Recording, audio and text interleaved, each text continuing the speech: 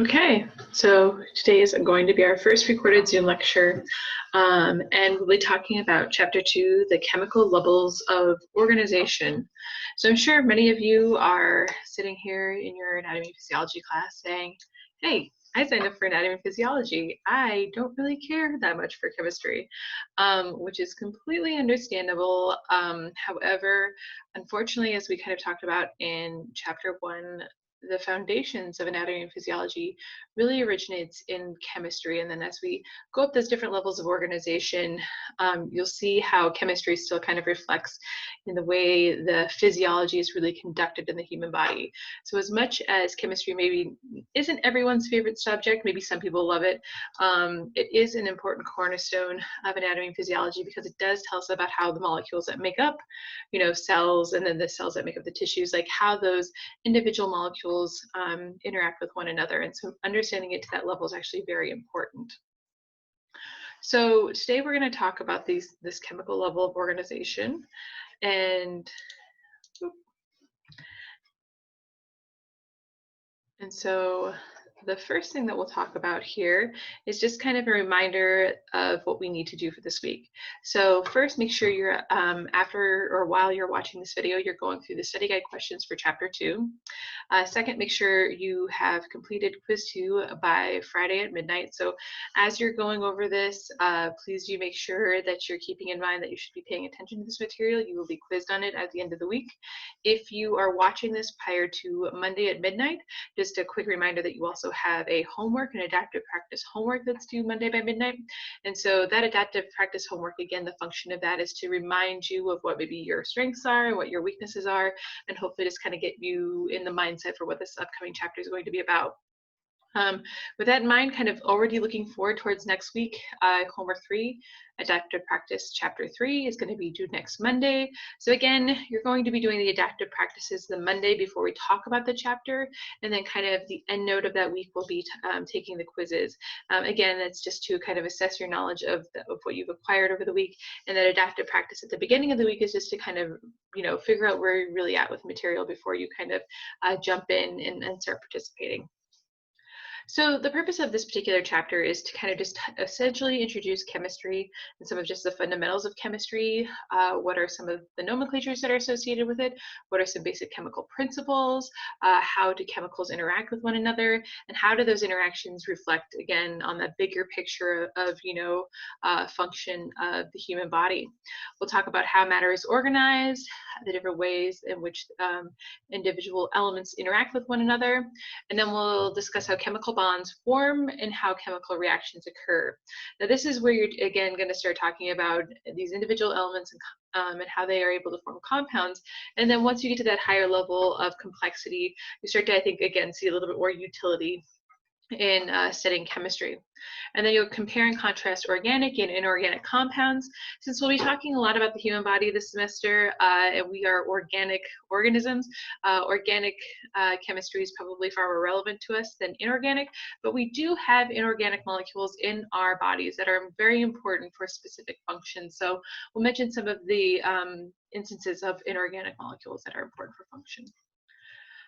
Okay, so as we're going through this lecture, please make sure that you're taking note of these study guide questions. When we meet on Tuesday, we'll be going through these study guide questions.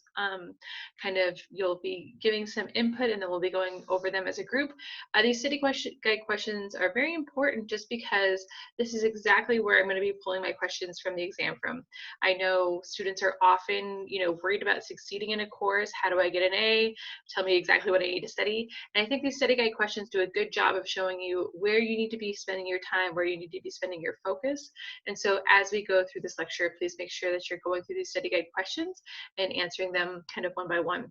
There's another document that's actually posted to course site, so you can pull up that Word document, pull up this lecture, and kind of as you're going through and listening to the lecture, you can pause it and fill out your study guide questions. Or if you're more of a reading type person, you can also pull up that Word document, and as you're going through and reading the textbook, you can also fill out your study guide. So again, we're going to kick off with how matter is organized. Matter. So when we talk about chemistry, it's important to start with kind of the definition of what chemistry is. And it's a study of is a science of structure and interactions of matter. So we talk about matter, that's basically what composes everything in the world. We talk about matter is something that has mass and takes up space. Again, kind of just remember that mass and weight are different kind of concepts. Mass is the amount of matter a substance contains that is consistent, that never changes, whether you're on the Earth or whether you're on the moon, versus something like weight. And weight is influenced by gravity. And so gravity is going to alter, let's say, individuals, let's say, weight on the Earth versus the moon.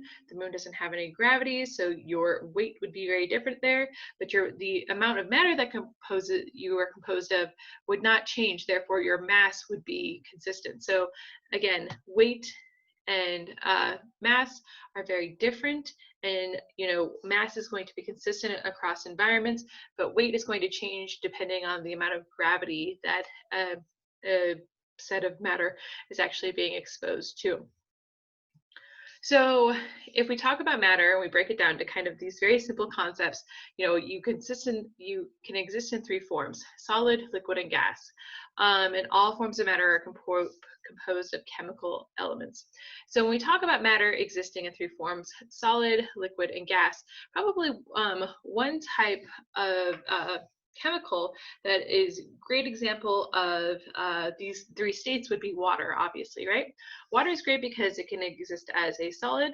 So if you have ice, that's water kind of tightly compacted in a very organized structure, and so that ice is considered the solid. The liquid is water, probably as we think of it in its most common form, maybe as you're consuming it right now as you are watching this lecture. And then gas would be kind of the evaporated version of water. If we think of the clouds, which are small water droplets, but like even in a gaseous state, like if you have boiling water and you see some of that steam kind of rising off the top of that boiling water, that would be water in the gas state. So again, matter can exist in these three states. And they're also kind of the three major states of matter as well. So if we talk about elements that are important for human form and function, you can see here kind of the four major elements that are very important that comprise the human body. So you have oxygen, carbon, hydrogen, and nitrogen. Since we are organic organisms, as all life is, carbon is really kind of the key major element that's the cornerstone of all of the biomolecules that make up a human or an animal, right? All of the biomolecules have a carbon backbone, whether you're talking about nucleic acids or proteins or fats. Those are all kind of comprised of carbon as their major backbone. And then you have these other groups of oxygens, hydrogens, and nitrogens that kind of fill in and decorate these basic carbon backbones. And so we'll be talking about kind of that next level of organization in these following weeks. But it's important, again, to kind of look at these elements themselves as individuals, and then also look at the bonding properties of these elements and what allows them to form bonds with one another. And again, those properties will allow them to form bonds and create these more complicated molecules. And so knowing their properties is important. So these elements make up a majority of our bodies. So if we start to look at percentages of like actually how these comprise our bodies, you can see that oxygen is roughly 65% of our total body mass. Part water, many organic containing molecules. It's used to generate ATP, and we'll talk about ATP quite a few times this particular lecture, just because it's a great example of a molecule that's very important for like the larger function of a human. ATP is adenosine triphosphate. That's what the kind of the longer word of it is. We often call it just ATP, but it's the energy at which everything in your body works. The ATP has oxygen oxygen helps generate ATP. And then that's kind of, again, your little energy currency for cells. And again, your cells comprise your body. So again, at the very small molecular basis, ATP is your major energy source. Okay, like I said before, carbon is important because it's a major backbone that forms chains and rings in all organic molecules. So like I said before, you've got carbohydrates and lipids. And again, if we look at those in the larger picture, those are both going to be sources of energy. So breaking down those macromolecules is going to be important for energy generation. And then things like proteins and nucleic acids. Proteins we'll talk about a little bit later in this the next coming weeks, about how proteins kind of form a lot of the structures of the cells. And then nucleic acids obviously are kind of the blueprint for all of the functions that the cell carries out.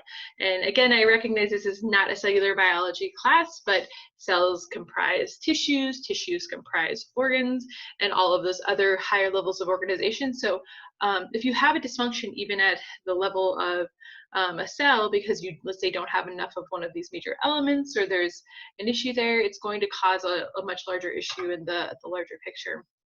So again, carbon is a major element that forms the backbone. Next, you have hydrogen. Hydrogen constitution of water and organic molecules. Ionized form makes up H+, makes body fluids more acidic. So again, if you look at oxygen and hydrogen, obviously those two things coming together form water. And many of you probably already, hear things like we're 70% water. So again, that it's not surprising that you're seeing that on this list here.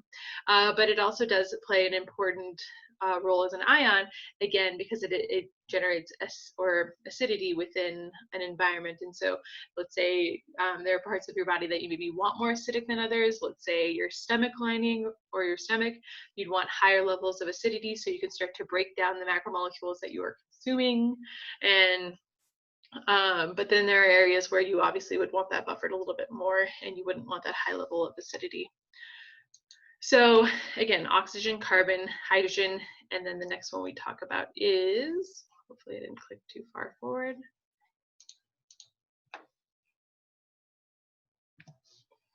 is nitrogen. And so nitrogen would be kind of the last chemical that we talked about being one of those major four. Nitrogen is also important in the generation of some macromolecules, things like proteins and nucleic acids. And so I keep talking about these biomolecules, and there's kind of those four major ones. You've got lipids, carbohydrates, proteins, and nucleic acids. Those are the four major biomolecules. We'll probably talk about those more specifically in like the following chapter, but again, we're just talking about the foundations and what comprise those biomolecules here. And nitrogen is an important element that comprises both proteins and nucleic acids, and we'll talk about their structures a little later. Other elements that maybe aren't as frequently, aren't as high a percentage, let's say, composition in the human body, would be things like calcium, phosphorus, and potassium. Since I'm a neuroscientist, I see things like calcium and potassium, and we'll talk about sodium and chloride here in the next slide, but those are all very important for neurotransmission. But calcium obviously also has an important role in bones and teeth and blood clotting, hormones, and then also when we talk about muscles and muscle contraction, the influx of calcium into your muscles is a very important signaling system. So even though these elements are of lesser percentage, often because they're held at these very low numbers because they're very important signaling molecules. So if you want a signal to be read, you don't want it to be blaring all the time, right? You sometimes want it to be, very, very quiet, very soft. And so when you do have that big influx, like I'm using my voice right now, their body is able to detect it. And so the body sometimes intentionally keeps these elements at very low concentrations in specific regions. So when it does get elevated, the body can sense that change. And so again, just because these elements aren't in high amounts, let's say in the human body, they're still very important because often they're used as signaling molecules. Phosphorus is components of nucleic acids and ATP, adenosine triphosphate, meaning that there are 3 phosphates. attached to an adenosine molecule. And then you have potassium, which is the ionized form. You can see here is plentiful. It's a positive ion. We'll talk about this more when we get to the central nervous system. It's an intracellular fluid and needed to generate action potentials. And so, like I said, calcium, potassium, and then things like sodium and chloride are all going to be very important molecules for nervous system function. Sorry, there's kind of a delay between the slides that keep coming up. So you didn't. Okay, so sulfur, sodium, chloride, and magnesium. Again, very important for neuronal function. Sodium influxes into the cells in order to create an action potential. And don't worry right now if action potential seems kind of like a foreign concept to you. We'll talk about it far more when we get to the central nervous system. You'll notice that sodium in its ionized form is positive, chloride in its ionized form is negative, and these two molecules kind of play the push and pull of the gas pedal and the brake pedal for the nervous system.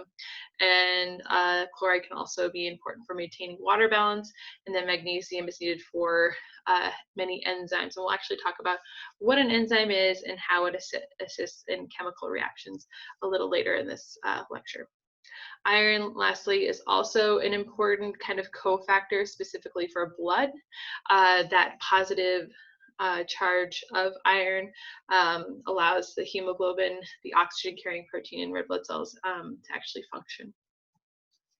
Again, we've got a couple elements are very trace, very small amounts: aluminum, boron, chromium, cobalt, copper, fluoride. I'm not going to read off the entire list, but again, you have these very small amounts of elements. So you can see here those major elements, carbon, oxygen, nitrogen, and hydrogen are kind of your major elements that make up the body. Your lesser elements that we just talked about, things like calcium, potassium, sodium, are some of your lesser elements. And these trace elements, again, are in very small amounts and just used for very specific processes within the body. Okay, so if we step back and we kind of start to go over like individual elements and kind of what comprises those elements, they would be atoms. So a chemical element are composed of units of matter of the same type called atoms. All of the atoms of a particular element have these same properties, the same number of protons, neutrons, and electrons. And so protons, neutrons, and electrons are what comprise atoms. So a atom has a nucleus. That nucleus is comprised of both protons and neutrons. The protons are positively charged, the neutrons are negatively charged, and those are both in the nucleus. Now, kind of around the nucleus, you've got this what's called an electron cloud. The electrons are negatively charged, and so it's kind of the relationship between the positively charged protons and the negatively charged electrons, and then those electrons can be shared with other atoms, which we'll talk about here in a second when we talk about bonding. But kind of that's the basic fundamental structure of an atom. You have a nucleus that has a proton and a neutron, and then you've got the electron clouds around them, which means that basically at any given time you don't know exactly where that electron exists within that space around the nucleus, but often kind of to simplify the electron structure or kind of the location of them, you can see that there's this electron shell model where there are these different shells outside of the nucleus in which the electron can exist. And so those shells have to be filled to a specific, I guess, number before the next shell can be filled. And we'll talk about those electron shells being filled and how that affects kind of an element's properties. So the atomic number is the number of protons in the nucleus of an atom. Again, the nucleus is comprised of neutrons and protons, and the mass number is the number of protons and neutrons in an atom. So here you can see the example of carbon. Carbon has 6 protons, 6 neutrons, then 6 electrons since it's neutrally charged. And then we're going to talk about how you can see here in that first shell, there are 2 electrons filling that. And so for each shell, there's a specific number of electrons that kind of has to fill that shell before it moves to the next shell. And so for the first shell, there are 2 electrons. For the following shell, there should be 8, but you can see here that there are 4.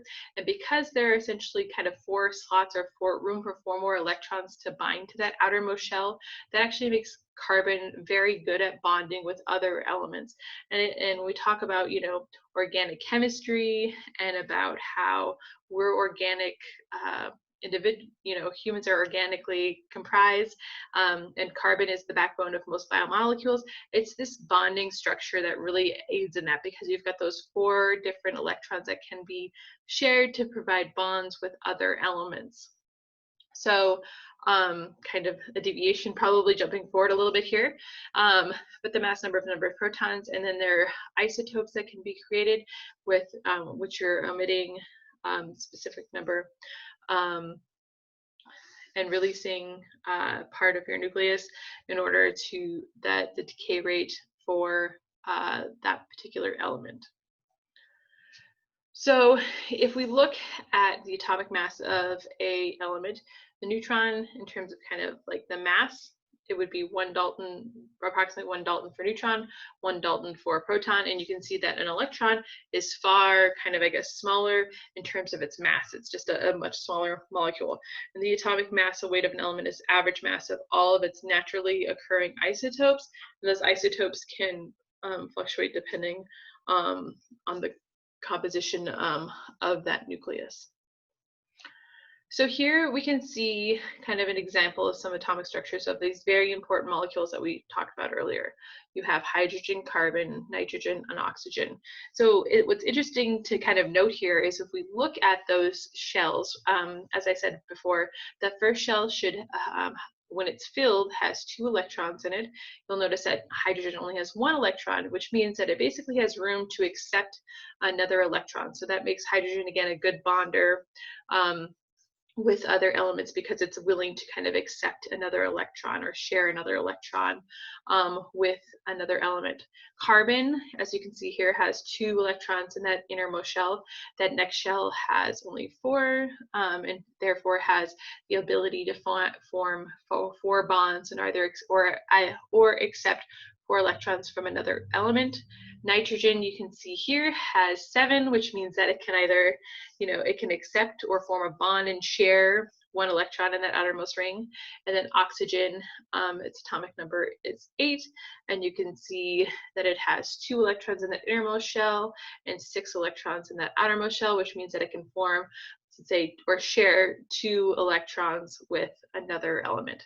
So if we kind of take the most, one of the more ubiquitous compounds that we can think of is maybe water. You can think of water as an example, where you have, this hydrogen needs 1 more electron in this outermost shell, and oxygen needs, let's say, 2 more electrons in its outermost shell. So because of that, you can have hydrogen essentially share that 1 electron with oxygen, and that basically helps them both fill their outermost shells. And so that chemically, that's why it works in water forms, is you've got this electron being shared in this outermost shell here, being shared in this outermost shell here, and that helps oxygen get its outermost shell filled, and hydrogen also gets kind of another electron in that outermost shell, in their outermost shell as well too. We can see that sodium has, when we talk about it being in its ionic state, you can see that its atomic number is 11, so it's got its 2 on its innermost shell. That 8 next ring is filled, but it's got 1 guy out here just hanging out, and it's very easy for it to lose that 1 electron. And because that electron is negatively charged, once that electron is lost, sodium becomes a positively charged ion. So that's why we see it obviously represented as an Na+, is because it's lost that 1 electron to somewhere else. Often the place that it's getting lost to, or what we talk about most frequently in terms of, I guess, in science, is getting lost to this chloride item. You can see that it's got 2 electrons, 8 electrons in the second outermost shell, and then you've got 7. And so that electron can actually just be lost completely and come over and insert itself into the outermost shell of chloride. And because chloride's gaining that one electron, we often see that chloride represented as Cl minus. So sodium's giving up that electron, chloride's accepting it. So everybody ends up happy because they've got that outermost shell of the electron being filled by 8. Potassium is kind of very similar to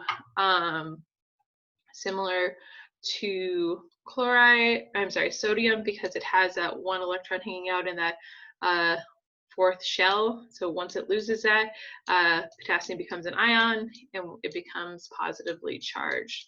And so again, these other elements we see here often exist in their ionic state in the cell because they're losing these electrons or gaining these electrons. That's kind of putting them into these ionic states. Probably the most complicated element, and we won't talk a ton. Well, I mean, I think because of the topics we're covering, won't talk a ton about it. But iodine is another important kind of trace element, but its atomic number is 53. So you can see here that filling all those shells gets pretty complicated, but you can have them filled out to a pretty extensive portion. Okay, so again, understanding kind of the structure of these is important because it allows you to kind of understand why these elements are bonding with one another, why they're behaving as either, neutrally charged elements, or whether they become ions, and that's really dictated by their atomic structure. So ions are is an atom that has lost or gained an electron. I guess we're kind of going over the definition now, but that we've discussed it a little bit. So like sodium, chloride, and potassium, all because they gain or lose electrons and that ultimately alters the balance or charge within that element. A molecule is 2 or more atoms sharing electrons. So the example that I kind of gave on the previous slide would be water, where you have hydrogen and oxygen sharing those electrons, and that makes them a molecule.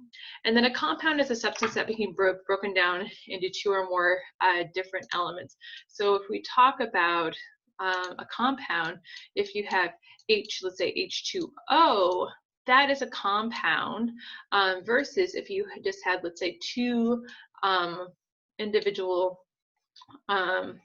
oxygen molecules sharing one another, that O2, since you're not comprising that of 2 different elements, that does not fall under the definition of a compound. That's just a molecule, but water would be considered a compound because you have the presence of both hydrogen and oxygen. So again, that just is a quick definition difference between molecule and compound. Okay, so I've already kind of started to allude to different types of chemical bonds, so we'll talk a little bit more about that here. So the chemical bonding interactions, you can quickly watch this video animation, since this is the first time that I've done a Zoom recording and clicked on this. We'll see how long it takes to load and how the quality of the video animation. If I have any technical difficulties here, then I'll just kind of opt for you to maybe click on this in the lecture yourself, but hopefully we don't have any issues here kind of the first time going through this.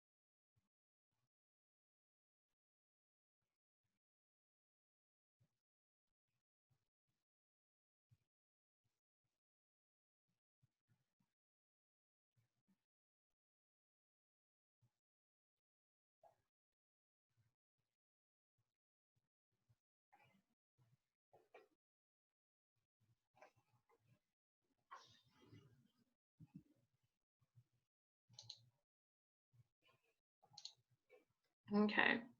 So hopefully that was still recording as we exited PowerPoint and we went into those videos. I think those videos are good for a variety of reasons. I think that they give you a good synopsis of each one of those types of chemical bonds.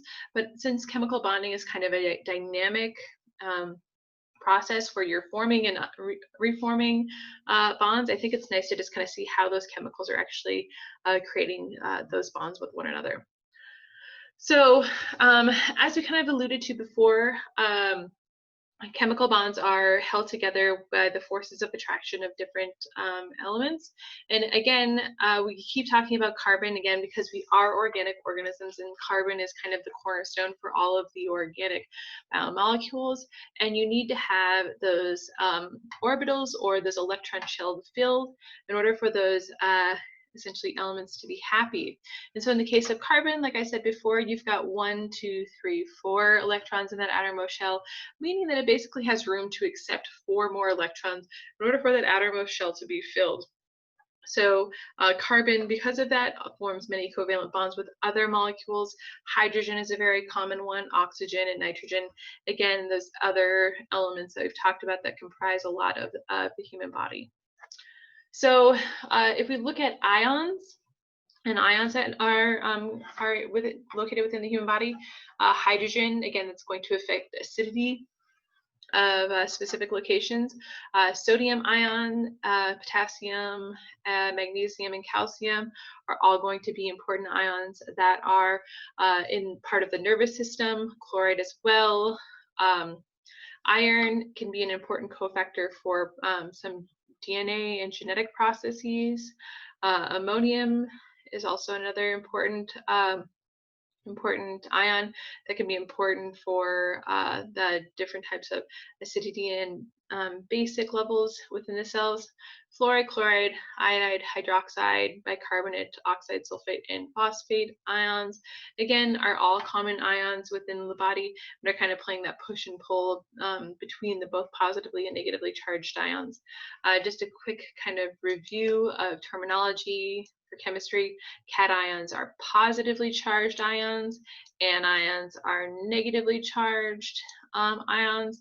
And the way that I always remember that is cations actually has a big plus in the middle of it, that T, and then by process of elimination, anions are going to be negatively charged. So cations, that T kind of gives it away that they are positively charged ions in the body. And again, I have some weird ways of memorizing things that make sense to me. If you have things that make sense to you for memorization purposes, please make sure you're using them. So again, all the different types of cations and anions within the body. Okay, so if we look at the relationship between cations and anions that form ionic bonds, so here you can see the kind of classic example that we've talked about multiple times between sodium and chloride. So as I kind of alluded to before, you have the sodium ion that has that one electron kind of hanging out in that furthermost orbital, and that electron ends up getting donated. And chlorine has is essentially kind of missing one electron in its outermost orbital, so that electron from sodium gets donated to chlorine, and because of that you have a net positive charge of sodium, a net negative charge from chloride, and this differences in charges causes these two elements to be attracted to one another and thus form an ionic bond between sodium and chloride, forming what you know as table salt. And sodium chloride is important. We consume it regularly, and it's helping us kind of maintain the levels of these two ions within our body. So yeah, so again, this is kind of the formation of both the cations and the anions, and then how the two of those essentially form this ionic bond or this attraction to one another. And this is all based off of those orbitals, whether those orbitals are filled or whether those orbitals need to be filled, and whether there's an excess electron or whether there's kind of a missing electron in that outermost orbital. Okay, so ionic bonds, as the video kind of spoke about, is a weaker type of bond. The strongest type of bond is actually a covalent bond, and covalent bonds are kind of the sharing of electrons between two atoms. And so here you can see the examples that they give here are the covalent bonding of two hydrogen molecules, again, because hydrogen has a single electron in that outer orbital. It wants two, so if it shares one electron with another hydrogen molecule, then both of those molecules essentially become happy. Oxygen atoms have that six electrons in those shells, and so if they can share two, then it's going to again have a happy molecule. But you can see, because it's sharing two electrons instead of just the one, that forms a double bond. And so a single bond is kind of the weakest type of covalent bond. A double bond is stronger because you're sharing more electrons. And in the case of, let's say, nitrogen, you're sharing 3 electrons between the two atoms, and that forms the strongest of the covalent bonds. So again, between the bonds themselves, covalent bonds being the strongest, but even within covalent bonding, the more electrons that are being shared between the elements, the stronger the bonds that are generated. So between H2O2 and N2, N2 would have the strongest bonds, meaning it would require the most energy to break those triple bonds. Oxygen would take a little less energy, and hydrogen dihydrogen would require the least.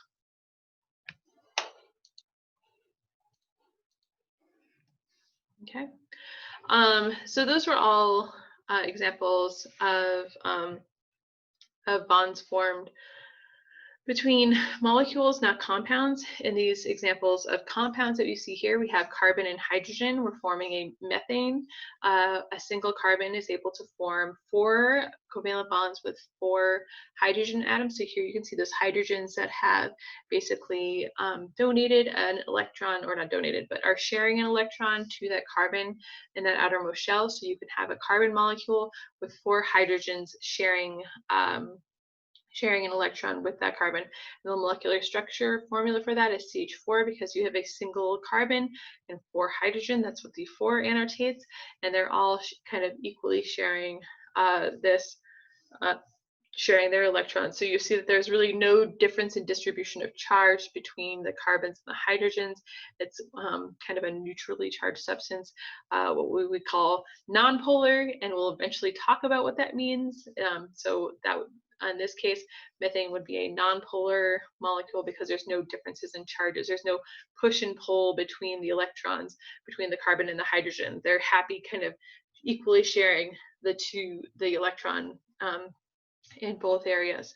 Now, the next molecule we'll look at here is water. You've got an oxygen atom that's missing 2 electrons in its outermost shell. Hydrogen is happy to donate, or not donate, but to share that electron with that oxygen atom. But you can see that there is an unequal sharing of electrons here, where because that oxygen is kind of a little bit more negative, those hydrogens are a little bit more positive. The electrons may be spending a little bit more time with the oxygen than it's spending with the hydrogen, making the hydrogen slightly more positive. And because of that distribution in charge, that's one of the reasons that water acts the way that it does, is because it's got slightly negative and slightly positive charges. And so just outside of the covalent bonds that occur within the water molecule itself, you've got this hydrogen bonding patterns that happen between different water molecules.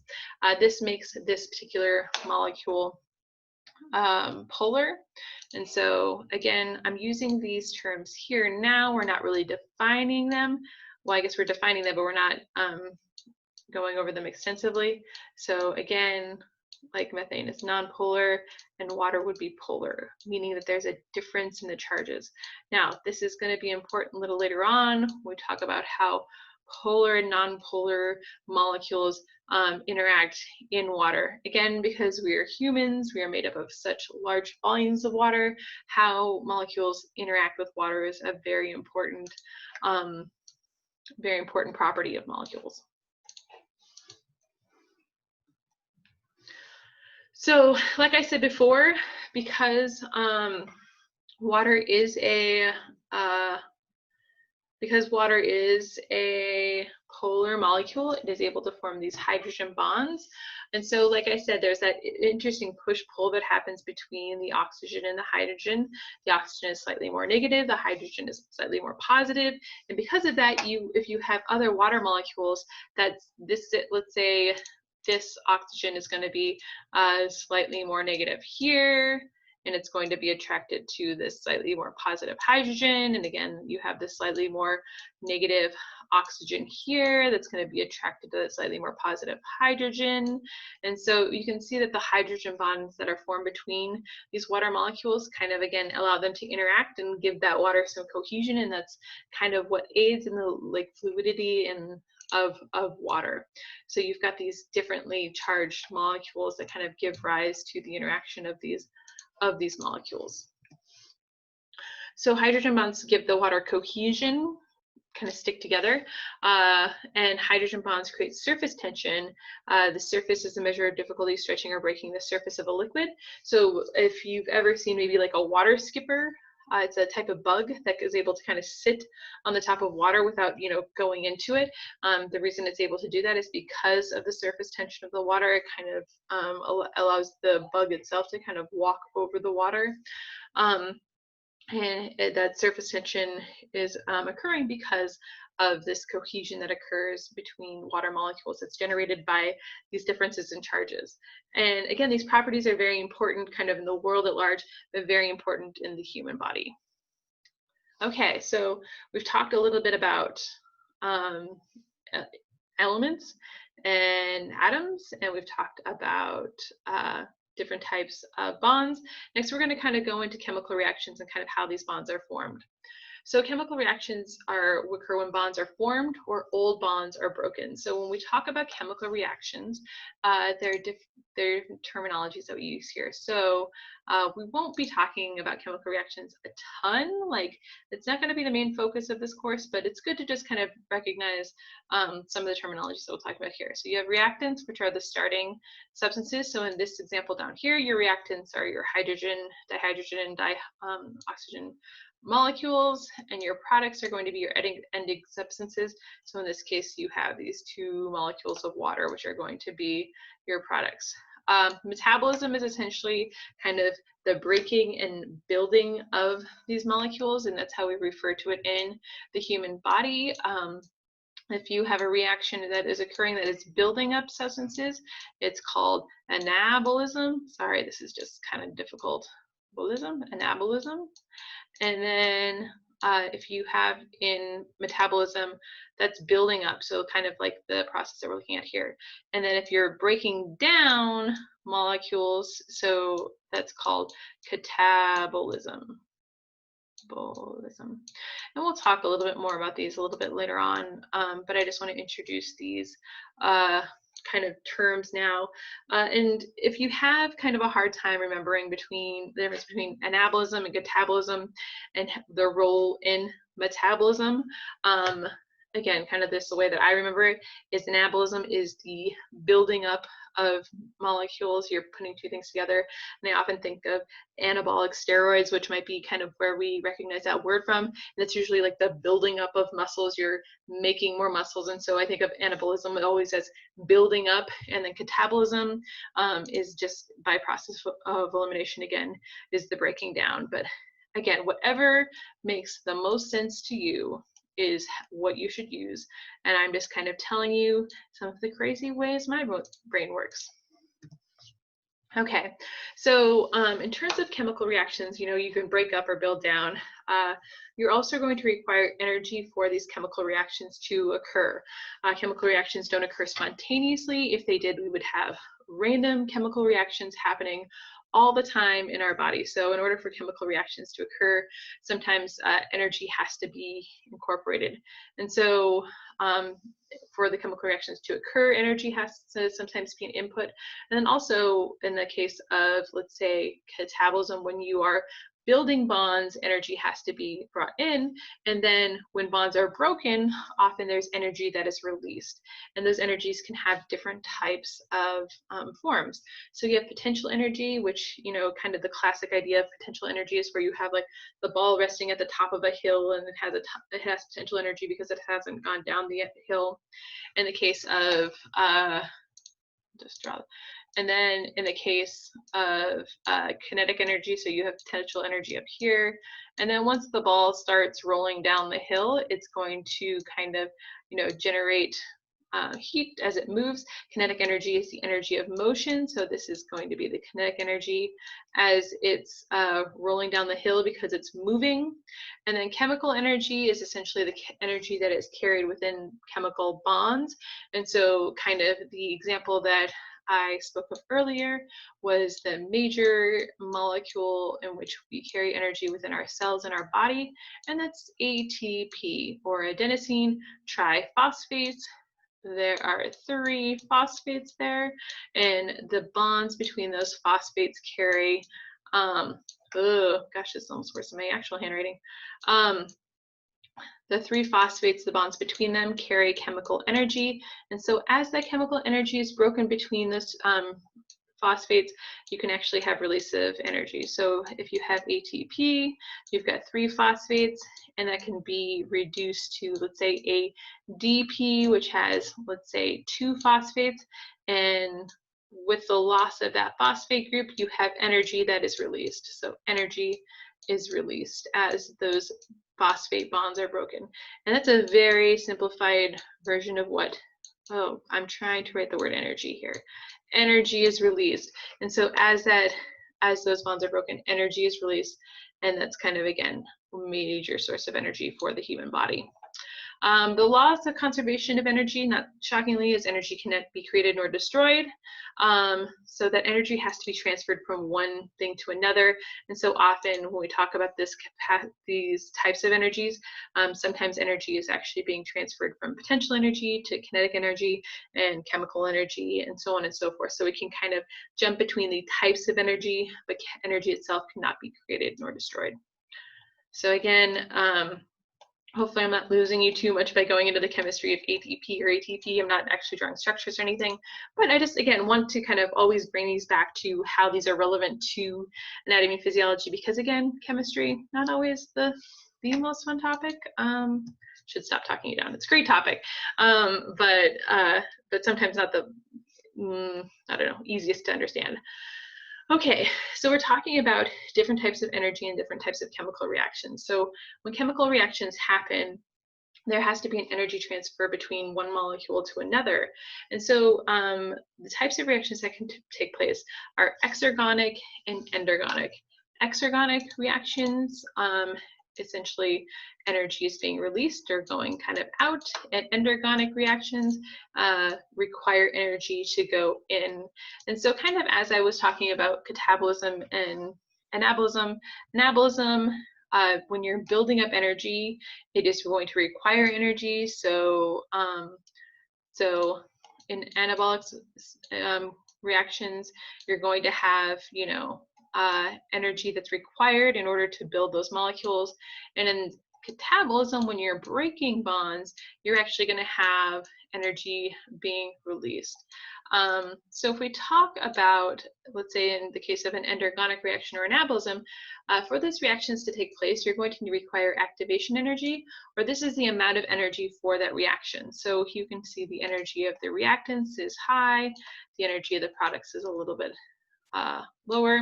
So this is the energy absorbed to start a reaction, and then this is the energy released as new bonds form. So there's this kind of this little hump that requires activation energy for those new molecules to be formed. Now, what's interesting though is the body being as amazing as it is, as the cells being as amazing they are, they've figured out ways to actually lower this activation energy hump and, you know, kind of to make things easier for themselves. So how do we lower this activation energy hump? And for those of you who've maybe had biology classes in the past, or maybe even chemistry, it's going to be through enzymes that are going to lower this activation energy. So enzymes lower activation energy themselves, do not change structure. Enzymes, if we are going to characterize them as a biological molecule, are proteins, and they basically are just proteins that hold two reactants into a very advantageous chemical structure that just make the whole reaction process far easier for them. So enzymes are proteins that essentially just make chemical reactions far more palatable and easy to take place. Okay, so if we look at kind of, again, here in this case, we're not using the word enzyme, we're using the word catalyst. And so you can actually lower the amount of energy with that catalyst. So you can see the amount of activation energy is far, far lower.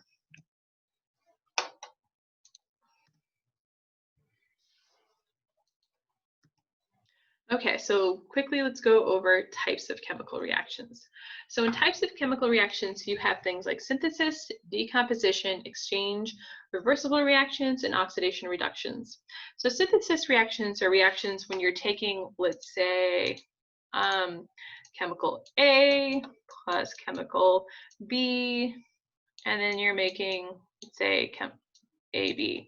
So again, kind of that example of water is a great example where you have, hydrogen plus oxygen is going to give you that H2O. Okay, and for those of you who are chemistry majors or whatever, this is obviously not a balanced equation. This is just for the purposes of this example, and I don't even like seeing it up there, so I'm going to erase it, but it is an example of a synthesis nonetheless. Decomposition would essentially be kind of the reverse of that, where you have chemical A, B that's being decomposed into chemical A plus chemical B. And again, these kind of can be broken down into that catabolism, anabolism types of categories as well.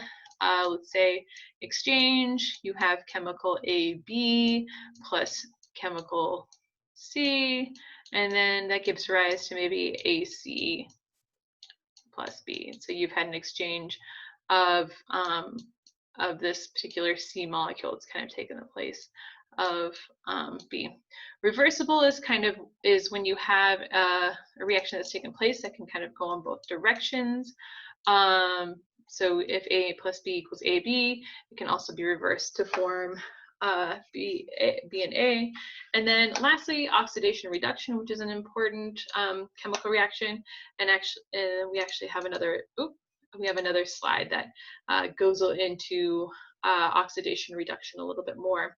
Oxidation reduction is important because you are losing and gaining electrons.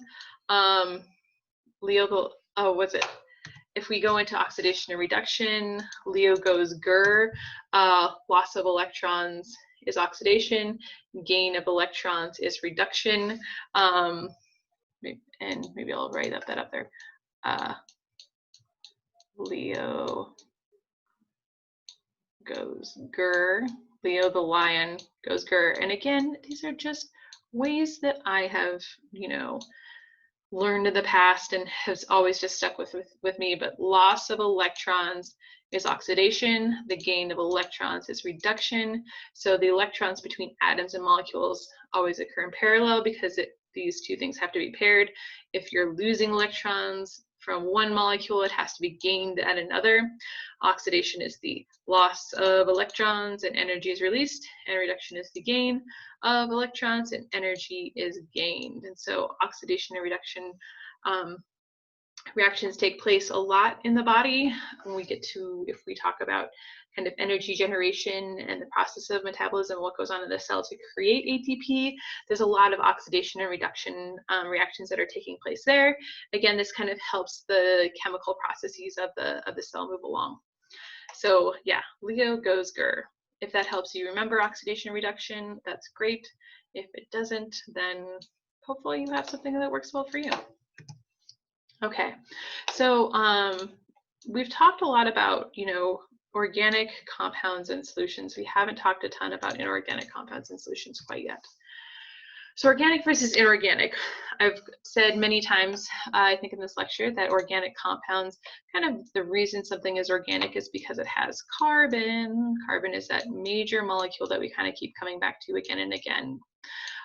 Inorganic compounds usually lack carbon and are simple molecules. Water is the most important abundant inorganic molecule, again, because it lacks carbon. And then organic compounds always contain a carbon and a hydrogen, and usually contain an oxygen, and always have covalent bonds. So again, defining the difference between inorganic and organic. For something to be organic, it has to have that carbon present. So when you take organic chemistry, you'll be kind of shocked to find out that that whole chemistry is basically dedicated to how carbon is creating these molecules, and how these molecules can have so many different reactions that take place. And the reason organic chemistry is so important is, again, because we are organic organisms, so all of the chemistry that takes place within, or I shouldn't say all, but a lot of the organic chemistry that takes place within the human body is organic because of that fact. Okay. In terms of the properties of water, we're going to quickly watch this polarity and solubility of molecules animation.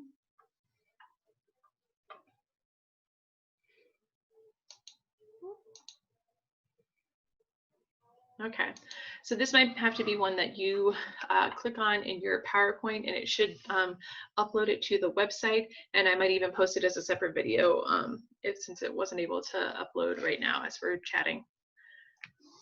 Okay, so again, water as a polar molecule. So I kind of introduced this idea earlier of polar and nonpolar.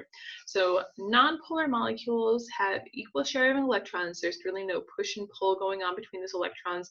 Those electrons are spending equal amounts of time outside of both of those nuclei.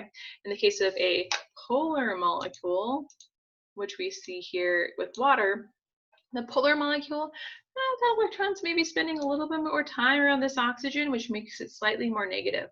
And so because of that, it's got polarity. It's, if you think of kind of polarizing concepts means that you have like these two extremes, right? These two different maybe charges or ideas. So maybe that's a nice way to kind of remember polar versus nonpolar. Polar has kind of these differences in charges, and it's not ionic. They're not completely separate. That electron hasn't completely jumped ship to that other atom, but it's sharing it. It's just kind of an unequal sharing that's occurring between those two.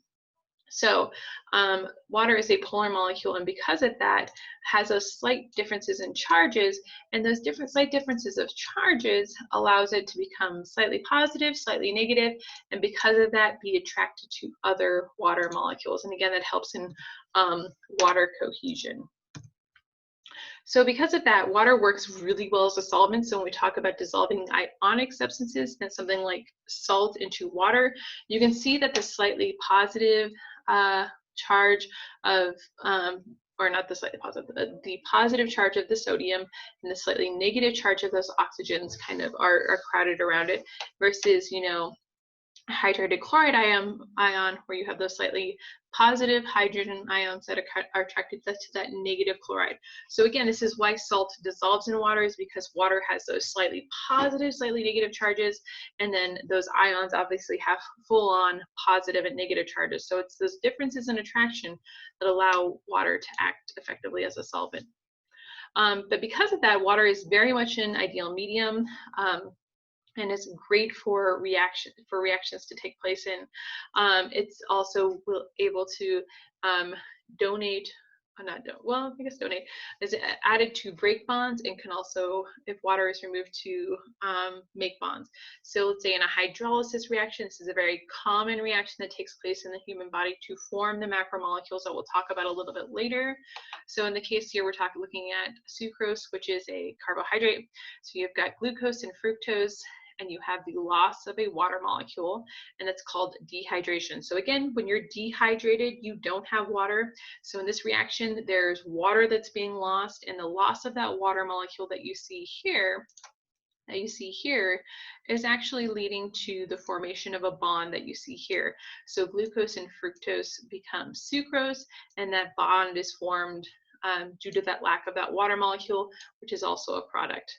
Um, and then if we look at kind of the reverse of this reaction, if we look at sucrose as as the reactant, and it's undergoing hydrolysis, hydro meaning kind of water, lysis meaning to break. So you've got water coming in here, H2O coming in here, and that water molecule is able to break those bonds with the sucrose and form fructose and glucose. So this would come under the category of a reversible reaction because the reaction can go both ways, but the loss of water forms the bonds that create sucrose, and then the addition of sucrose plus water can lead to the generation of fructose and glucose. So, so this is very common in a lot of biomolecule formation, often hydrolysis and dehydration.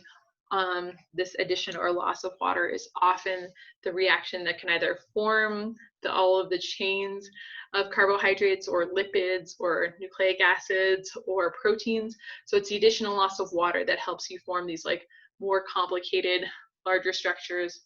And it's the addition of water that can help you break those bonds as well. Okay.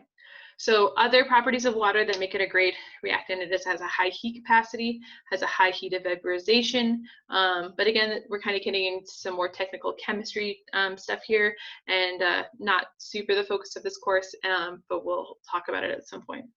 Water is also a great lubricant. One of the reasons that we have it everywhere in our body essentially helps reduce friction of membranes and organs that slide over one another. Could you imagine how rough it would be inside our body if we didn't have water kind of acting as like the extracellular fluid for all of these organs as they're kind of moving through the body. Last thing we want to talk about really quickly is mixtures. It's a combination of elements or compounds blended together but not bonded. So instead of bonds being formed, you have a solution. If something is in solution, it's not visually apparent. So sodium salt water would be an example of a solution. A colloid is basically like a viscous type of solution in which you can see the dissolvent in there. So milk would be an example. The fats in the milk make it white, and so it's a cloudy substance. And then a suspension has the kind of chunks that are dissolved within the solution, and if they're visually apparent, and you can see them that they're in suspension. It's not a cloudy substance, they're actually visually apparent, kind of like chunks located within that mixture. The last thing we'll talk about today really quickly before we end for the day is things like percentage molarity, sorry, not molality. Molarity is, or percentage is the number of grams per 100 milliliters of solution. So if we were in a lab class, this would be far more important. I don't think we'll be talking about percentages a ton in here. And then molarity is 1 mole of liter per 1 mole of solution. And as we're talking about solutions and types of solutions, this is how you would make a type of solution. So if you are working in a lab, this might be super useful information for you to carry because it kind of tells you examples of how to make these solutions. But since we're not going to be going over this in this lab class, I'm not going to spend a ton of time kind of going over exactly how you do a percentage solution versus a molarity solution. Okay, so we're going to wrap up here. Please make sure that you go over that study guide as you're watching this lecture. Make sure you take care of quiz 2, chapter 2, Friday by midnight, and then keep your eye towards next Monday. You have homework 3 over chapter 3 in the adaptive practice due. That's all I have for you today. If as you're watching this lecture you have questions, please do feel free to reach out and contact me. And then I'll also, I think, create a questions forum. If you have any questions as you're watching, you'd like to post them there, that's fine as well. I hope you all have a great day, and hopefully you found this lecture very useful.